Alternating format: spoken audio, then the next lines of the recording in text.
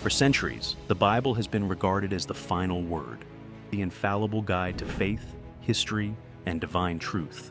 But this final version we know as canon may not be so final, after all. There once were books that were read aloud in the churches, revered by ancient believers, and passed around from hand to hand.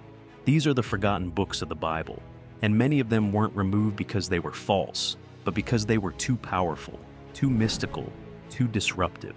Here are 7 of the most important banned books and the secrets they held that may have led to their disappearance.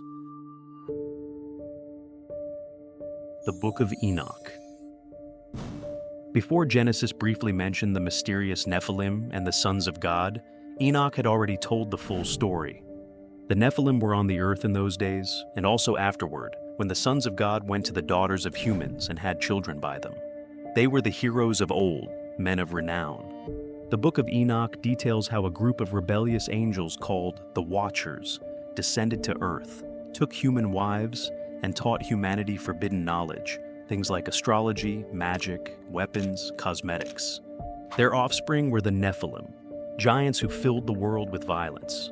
God responds with judgment, not just on earth, but on the heavens. So, why was this book banned?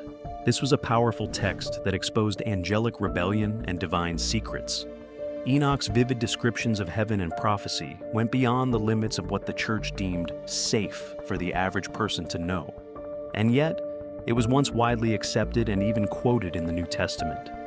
Only the Ethiopian church preserved it, suggesting that someone, somewhere, still knew its value. The Gospel of Thomas. This gospel doesn't contain miracles or a crucifixion. There's no resurrection. Instead, the Gospel of Thomas offers 114 secret sayings of Jesus. Many of these are cryptic, mystical, and deeply philosophical. An example of such a saying is the line, "If you bring forth what is within you, what you have will save you. If you do not, it will destroy you." It portrays Jesus not as a sacrificial lamb, but as a wisdom teacher, emphasizing self-knowledge over religious rituals. There's no church, no sacraments, just the idea that the divine is within you. That idea was dangerous. Early church leaders wanted to centralize authority, and a text teaching that salvation comes from within and not through bishops or doctrines was a direct threat. The Book of Jubilees. The Book of Jubilees retells the Book of Genesis with added angelic influences, a strict calendar system, and deeper cosmic structure. It claims the Torah was revealed to Moses by angels, and that human history follows divine Jubilee cycles every 49 years. It also blames evil spirits, offspring of the Nephilim, for corrupting humanity, and teaches that angels were assigned to different nations. And in the 3rd week of this Jubilee, the unclean demons began to lead astray the children of the sons of Noah, and to make to err and destroy them. But what was the secret hidden in the Book of Jubilees that made it such a threat to the Christian church? The text implies a hidden spiritual war running beneath history, governed by divine timelines and heavenly rulers. It also promotes the idea of cosmic determinism, in other words, that everything is predetermined according to a master plan. For some early Christians, this was too rigid. If everything is already written, what's the point of personal responsibility or evangelism? The Gospel of Mary Magdalene. This gospel changes everything. According to this text, Mary Magdalene is not a footnote, but the favorite disciple of Jesus. She receives secret teachings from Jesus and shows more spiritual understanding than Peter and the other apostles. In the text, it says, Peter said to Mary, "Sister, we know the Savior loved you more than the rest of women. Tell us the words of the Savior which you remember." Mary then shares Jesus' esoteric teachings, focusing on the soul's ascent, not on dogma. But the men reject her vision. It's no surprise this book was buried for centuries. It undermines the patriarchal structure of the early church and dares to suggest that a woman held the key to Christ's true message, a message of inner revelation and divine knowledge. The Apocalypse of Peter. Try to picture a vision of hell more vivid than Dante's, but written over 1,000 years earlier. That's what lies in the Apocalypse of Peter, text that not many have heard of today, but was once read in churches alongside the Book of Revelation. In it, Jesus takes Peter on a harrowing tour of heaven and hell to show him what awaits sinners in the afterlife. Sinners are punished in brutal, poetic ways. Blasphemers hanged by their tongues, liars burned in pits, adulterers tortured by fire. And then comes the section so radical, they had to ban the entire text. Jesus reveals to Peter that God will eventually have mercy on all souls, even the terrible sinners in hell. In other words, hell may not be eternal after all, a radical idea that challenged the church's authority. My Father will give them life through the tree of life, and they shall not be punished again.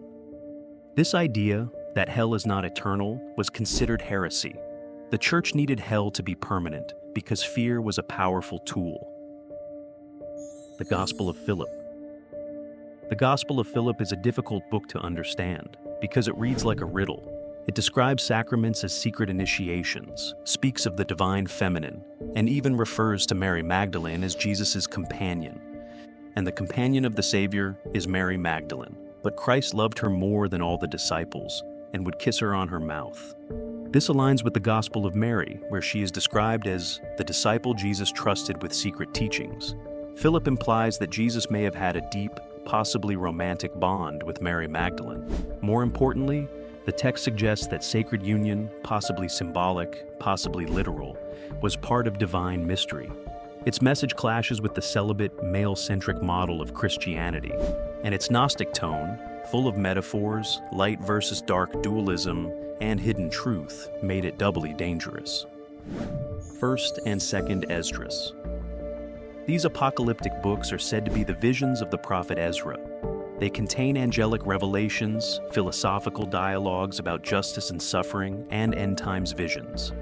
In 2nd Esdras, Ezra, mourning the state of the world, demands answers from God.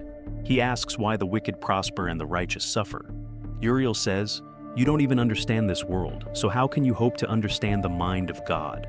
This is a humbling moment that shifts the book from a theological complaint to a meditation on the limits of human perception. The books also describe a woman turning into a great city, possibly a powerful image of Zion, and contains prophecies some believe foretold Jesus long before his birth. Although these books were once highly regarded, they were stripped from most Bibles during the Protestant Reformation and relegated to the category of Apocrypha. If you enjoyed this video, please like it and consider subscribing to our channel. It helps us more than you know and makes it possible for us to keep creating videos like this and expand our community. Thanks for watching.